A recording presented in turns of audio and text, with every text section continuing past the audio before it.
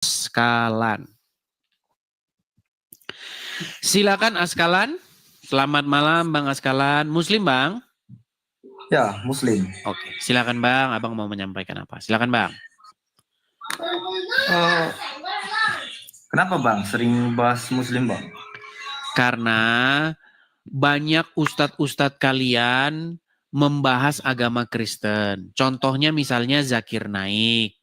Zakir Naik berbicara dari atas podium, membahas agama Kristen, mengatakan bahwa Jesus is Muslim brother. Yesus itu seorang Muslim. Di dalam Injil dinubuatkan tentang kedatangan Muhammad. Muhammad itu membenarkan apa yang diajarkan oleh Yesus, dan seterusnya, dan seterusnya. Jadi karena ulama kalian membahas agama kami, maka saya punya panggilan untuk menjawabnya. Tapi bukan hanya menjawab doang, saya counter, saya balikkan begitu klaim-klaim kalian itu. Contohnya misalnya, ketika Muhammad mengatakan bahwa dirinya dinubuatkan dalam Taurat dan Injil, ternyata hanya bohong belaka. Nah kan? Bukti Alkitab itu berusia 2000 tahun, sedangkan waduh, belum sudah macet Bang. Bang, kan coba sampaikan lagi Bang, karena tadi suaranya macet-macet. Silakan. Jelaskan dulu. Gimana? Bang jelaskan. Dari jelaskan awal, apa Bang. Itu? Soal agama Abang. Nanti kan selesai kantor. Oke. Kan Muhammad kan Muhammad di abad ke-7, tahun 700-an, 600 sekian, datang tahun 632. Ya, abad ke-7 itu, 600 sekian berarti kan udah abad ke-7. Dia mengatakan bahwa dirinya adalah nabi yang dinubuatkan dalam Taurat maupun Injil. Dirinya adalah seseorang yang membenarkan ajaran-ajaran yang diajarkan sebelumnya, meneruskannya begitu. Dan dikatakan dalam Al-Quran bahwa namanya tertulis dalam kitab-kitab sebelumnya. Bahkan ahli-ahli kitab mengenal Muhammad seperti anak mereka sendiri. Betul? Ya, betul Bang. Di Al-Quran begitu. Tetapi ternyata semuanya bohong. Kenapa saya katakan bohong? Baik. Pada suatu waktu, sahabat Muhammad yang bernama Umar ibnu Khattab pernah membawa lembaran-lembaran Taurat dan Injil, pernah membawa kitab Taurat dan Injil di hadapan Muhammad. Ya, karena Nabi bilang dia adalah pembawa dari Taurat, Injil dan meneruskannya. Oke, tetapi ternyata reaksi Muhammad tidaklah seperti yang diharapkan oleh Umar bin Khattab. Ketika Umar bin Khattab membawa Taurat dan Injil, wajah Muhammad muram durja dan dia mengamuk. Ayat mana itu Bang? Waduh, tidak tahu dia. Baik, saya tunjukkan. Tulisan. Harusnya ada tulisan yang bilang marah. Iya, hadisnya Bang. Kan ada hadisnya. Hadis yang mengatakan bahwa Muhammad berwajah. Baik, saya tunjukkan ya. Nih. Saya tunjukkan hadis. Sebentar ya.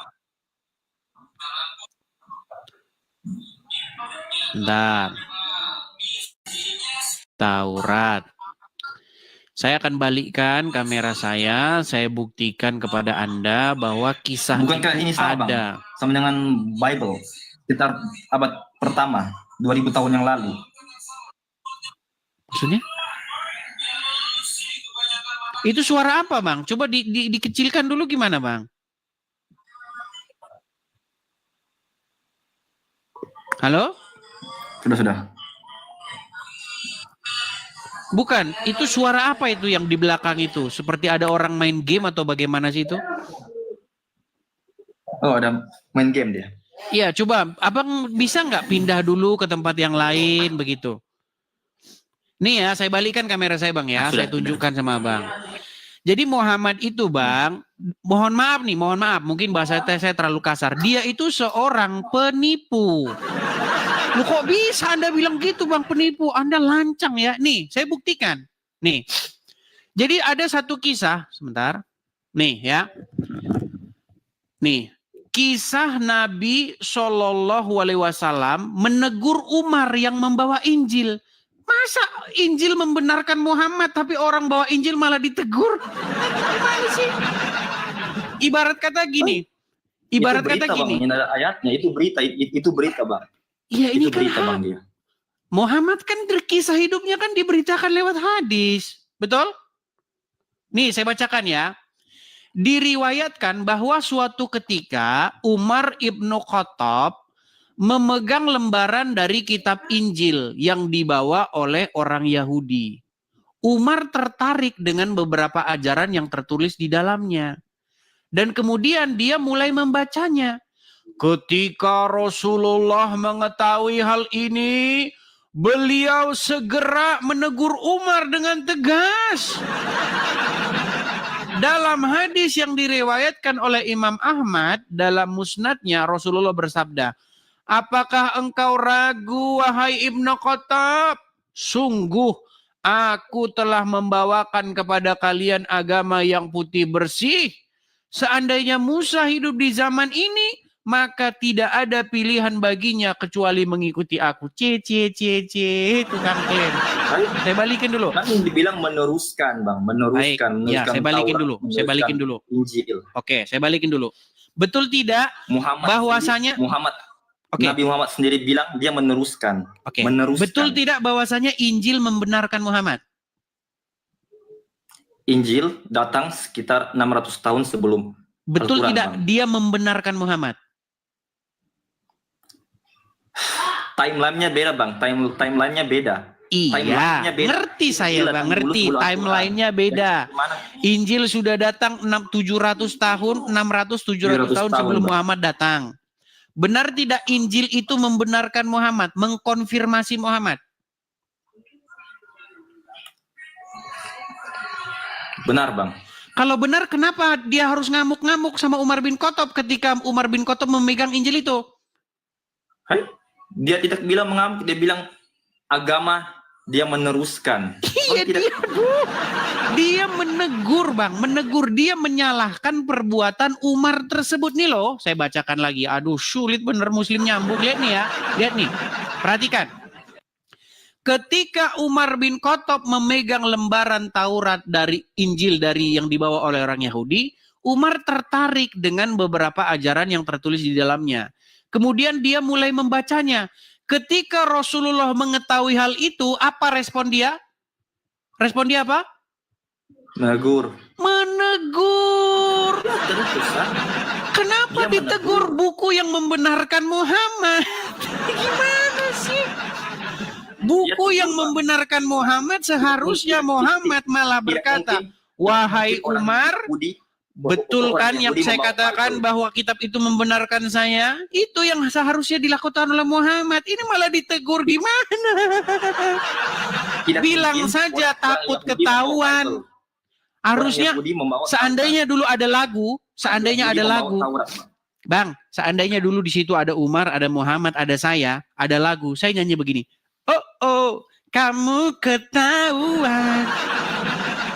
Tidak ada namamu di dalam Injil. Oh. Ya itu memang benar ketahuan. Ya ditegur, itu ditegur karena bahkan di dalam riwayat lain wajah meneruskan. Bang, bahkan di dalam riwayat lain dikatakan wajah Muhammad itu memerah dia. Saking dia marahnya dengan Umar. Di dalam Al-Quran itu belum lengkap. Maksudnya gimana? Kan meneruskan kitab Taurat, meneruskan Bible. Dia menegur. Baik. Itu karena saya akan tunjukkan apa kata Al-Quran ya. Nih. Saya akan tunjukkan bahwa di dalam Injil dan Taurat itu terdapat petunjuk dan cahaya. Nih, saya tunjukkan. Aduh. Nih ya, saya bukakan Quran di dalam surat Al-Maidah ayat yang ke-46 ya. Dan Muhammad tidak percaya dengan ayat ini. Saya balikan ya. Surat Al-Maidah ayat 46, betul? Maaf ya, saya agak sedikit pilek ya teman-teman, mohon maaf. Oke, dikatakan apa di sini? Perhatikan. Dan kami iringkan jejak mereka, nabi-nabi Bani Israel dengan Isa putra Maryam, membenarkan kitab yang sebelumnya yaitu Taurat. Dan kami telah memberikan kepadanya kitab Injil yang di dalamnya apa? Ada apa dalam petunjuk. Injil? Petunjuk Cahaya. dan cahaya yang menerangi dan membenarkan kitab-kitab sebelumnya. Nah, kalau Al-Quran bilang dalam Injil terdapat petunjuk dan cahaya, sementara Muhammad reaksi ketika melihat sahabatnya membawa kitab yang ada petunjuk dan cahaya, malah muram durja. Artinya, Muhammad adalah orang yang dia panas dia dengan kebenaran Taurat dan Injil. Dia panas dengan petunjuk dan cahaya yang ada dalam Taurat dan Injil. Makanya tiada lain, tiada bukan Muhammad, tiada lain adalah Syaitonir Rajim. Karena dia tidak mau menerima kebenaran. Dia menegur karena belum lengkap. Dia menegur karena belum lengkap. Dia meneruskan Taurat Injil. Menegur karena belum lengkap apanya sih Bang? Aduh. Susah lah kamu nih Bang. Sulit ini. Sekitar 5.000 tahun. Injil sekitar 2.000 tahun. Al-Quran 1.400 tahun. Timelinenya beda Bang. Ini Anda ini guru matematika malah ngobrol soal agama ini Anda ini. Saya tahu Bang. Saya tahu sejarah Bang. Sejarah banyak saya tahu Bang. Al-Quran di abad ke-7 mengatakan bahwa Injil adalah kitab yang terdapat petunjuk dan cahaya kebenaran di dalamnya. Betul? Betul. Tetapi ketika sahabat Muhammad Umar ibnu Khattab membawa kitab tersebut, kenapa Muhammad malah marah-marah dan wajahnya merah? Marah dia menegur Umar bin Khattab. Kenapa? Dia menegur karena kenapa tertulis di situ orang Yahudi membawa Injil. Orang Yahudi seharusnya membawa kitab Taurat. Orang Yahudi seharusnya membawa kitab Taurat. Bang, belajar dulu sana ya, belajar dulu. Di bawah dulu sana. Aduh. Tapi itulah teman-teman ya, yang saya bilang kepada mereka. Orang yang menolak Injil, orang yang menolak cahaya dan petunjuk kebenaran di dalam Injil, yang tidak suka, itu adalah ya iblis dan sekutunya. Iblis tidak suka dengan cahaya dan kebenaran. Iblis senangnya dengan kegelapan dan dusta-dusta. Makanya saya katakan bertaubatlah kalian, bertaubat. Juma, Donditan, Abdul Somad, bertaubat. Ya, bertobat kalian, bertobat. Karena apa? Injil di dalam Al-Quran sendiri mengatakan bahwasanya Injil itu kitab yang di dalamnya terdapat petunjuk dan cahaya. Siapa yang tidak suka dengan cahaya terang? Iblis. Muhammad dapat wahyu di mana? Di Gua Hira. Gua Hira itu tempat yang gelap. Coba sekarang saya tanya dengan kaum muslimin wal muslimat. Apakah Gua Hira itu tempat yang gelap atau tempat yang terang? Tempat yang gelap. Nah, kemudian kebenaran, ya, petunjuk dan cahaya dan kebenaran itu ada dalam Injil. Apa kata Tuhan Yesus? Jika iya, katakan iya. Kalau benar, katakan benar. Kalau tidak benar, katakan tidak benar. Jangan berdusta. Jangan ada tipu-tipu. Sementara Muhammad mengajarkan boleh kalian berdusta dalam hal-hal tertentu. Takiyah. Kan kita sudah lihat perbedaan-perbedaannya. Masa sih kalau kalian mau ngetes air laut itu asin, kalian minum semua? Kan tidak perlu.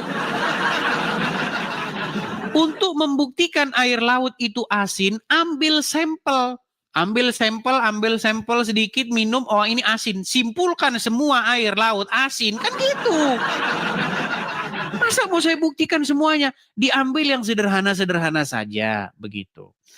Ya, saya harap pemberitaan saya ini menyadarkan kalian, ya, Juma dan kawan-kawan. Mohon maaf ya teman-temannya, saya agak flu. Semoga pemberitaan yang saya ini menyadarkan kalian dan kalian sadar akan kebenaran tersebut dan kalian segera datang kepada sang kebenaran tersebut, yaitu Tuhan Yesus, ya. Saya rasa itu saja teman-teman siaran untuk malam hari ini, karena saya harus mengerjakan sesuatu di sini hari Minggu pagi, ya. Kami mau ke gereja dan sampai jumpa lagi di kesempatan-kesempatan berikutnya. Sekali lagi teman-teman ya, teman-teman, program pendirian rumah apologetnya sudah di depan mata, teman-teman. Sudah terjadi transaksi jual belinya, teman-teman. Hanya saja masih kekurangan dana sekitar 10%. 9% lah, kurang lebih lah ya, sekitar segitu-segitulah ya. Jadi teman-teman, bagi teman-teman yang tergerak hati, ingin mensupport, teman-teman bisa mensupportnya. Teman-teman tangkap layarnya. Nanti teman-teman kehilangan kalau nggak tangkap layarnya. Screenshot ya. Apa itu screenshot itu? Screenshot itu maksudnya cuplikan gambar ini ditangkap.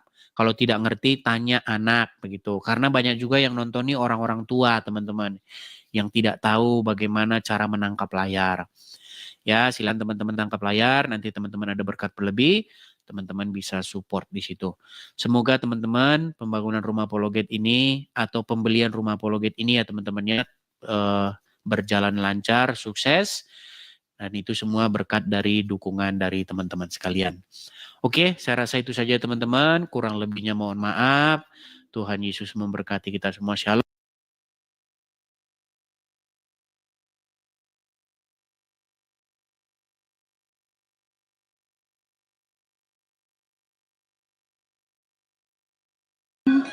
Kakak tinggal di dia. Aku pura-puranya, Kak.